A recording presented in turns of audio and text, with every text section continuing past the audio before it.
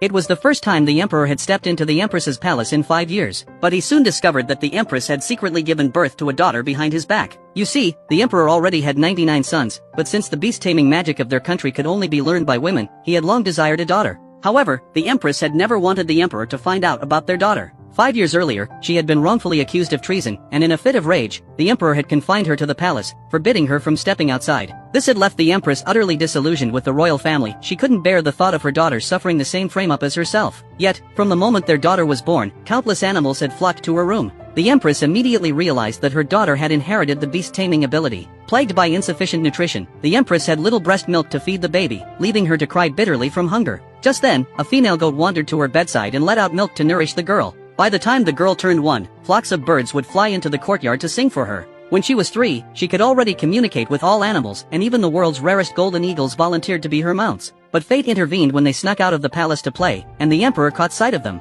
Overjoyed beyond words, he secretly ordered his guards to track down the girl, for he had just received a confidential report. A large herd of wild beasts had gathered on a mountain not far from the palace, and they were likely to attack the capital in a month. Only a girl with the beast-taming ability could defuse this crisis. But with no female heirs in the royal family, he had no choice but to rely on the empress's father to lead troops against the beasts. However, the chancellor resented the empress's father for blocking his son's path to becoming a general. He plotted to use the upcoming beast tide to have the empress's father killed. Fortunately, a mouse overheard their conversation and immediately rushed to inform the girl that the chancellor intended to deliberately delay the production of weapons, ensuring her grandfather's defeat. Enraged by this betrayal, the girl resolved to head to the front lines to protect her grandfather. Though the empress feared for her daughter's safety, she ultimately agreed to let her go. She gave the girl her own hairpin, telling her to use it as proof of her identity when meeting her grandfather. Unbeknownst to them, the emperor had overheard their entire conversation. And at that moment, he finally learned the truth: he had a daughter all along.